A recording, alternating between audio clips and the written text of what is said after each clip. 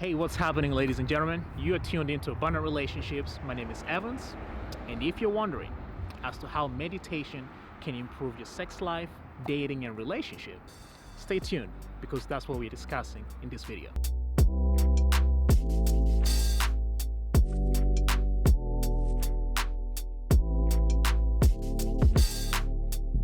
The first thing I want to point out to you guys is foreplay.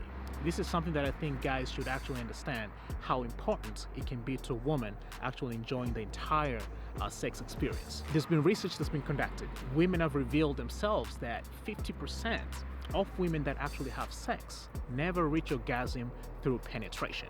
Now, some of us might take a hit to our ego listening to a statement like that. That most women, if you ask them, they will tell you that the whole foreplay aspect of sex, it happens to be the most enjoyable part of sex for them. The more we ignore this and rush straight to the prize, guys, you know what I'm talking about, the more chances you lose when it comes to pleasing your woman and satisfying her sexually. So, some of you might be wondering, what does meditation have to do with foreplay?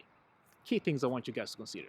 Things that are required for foreplay to happen is patience, gentleness, and being present. And these are things that meditation actually improves when you practice on a regular basis. Staying with the theme of sex, this next topic is going to be something that many men have actually experienced or experiencing, but they're very afraid to admit that this is something that goes on in their lives.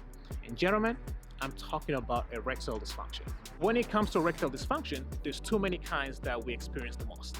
One is there's the medical aspect of things. When there's something going on with our body, our system, our circulatory system in our body is not functioning well, and this is something that I will tell you to go and see a doctor, see a professional when it comes to that scenario. However, what most of us, people of all ages, actually experience is another type of erectile dysfunction, which is completely psychological. Now, when it comes to psychological erectile dysfunction, what happens is this. Let's say you're going out on a date with a girl for the first time. We all get nervous a little bit. Because of the nerves, our brain, our very primitive organ that's within the skull, fails to differentiate the difference between the dangers that are there when you're being chased by a lion and you trying to save your life, and you being nervous because you're on a date with a girl for the first time. And what your brain does in that scenario is it tells your body to stop sending blood to any area that is not essential for your survival. And I'm sorry to break this out for you guys. Your penis is not one of those organs essential for your survival. So blood stops flowing down there. And that's what happens when you're anxious because of something that's happening, because of a new thing that's happening in your life. Let's say if you're seeing a girl for the first time. You might be wondering, how can you tell if this is psychological or if this is a medical thing that you have to get attention on? One suggestion I'll make, try to go and masturbate and see what happens. If you're all by yourself in a safe place like your bedroom and you can manage to get an erection and you can manage to ejaculate, that means that what you had experienced earlier was a psychological erectile dysfunction and it had nothing to do with your medical condition. How does meditation help with this?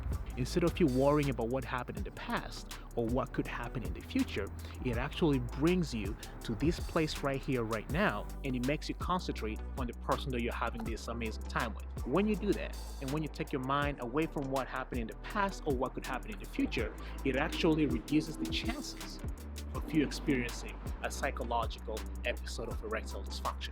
Another thing I want you guys to consider when it comes to meditation is how it can improve and elevate your sex appeal when you're just going about your daily life.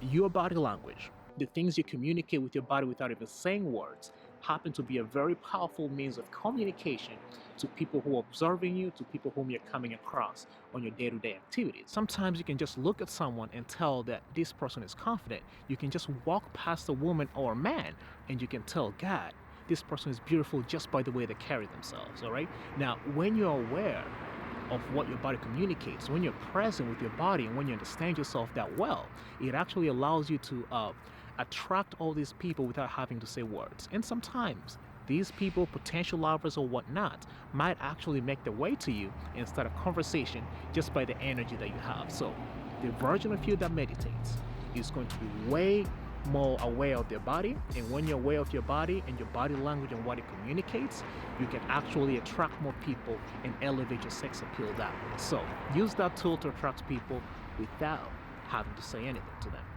And following on the thread of sex appeal is seduction. All right? When you are a meditator, when you're a regular meditator and your awareness is up there, it makes it very easy for you to seduce someone.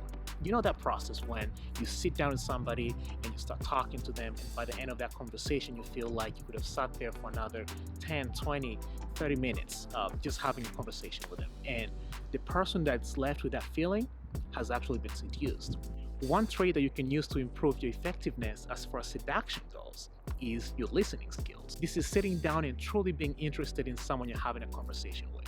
Especially if you meditate, this is going to come a little bit easier for you because you're used to being present and sitting in that present moment and enjoying somebody's company. Anybody who can do that becomes a very easy and effective seducer in any type of scenario. So last but not least, I want to talk about happy relationships. Most people, when they see these happy, amazing relationships, they think that these people never fight. But that's far from the truth. All relationships are going to have disagreements. You're going to have conflicts every now and then. But for those people that meditate, especially when you find a couple that meditates, it's easier for them to work through these conflicts. They try to make the problem as a separate entity from the person that they're experiencing this problem with. And when you do that, it makes it really easy for you to sit down, to be on the same plane, on the same perspective, and deal with issues effectively.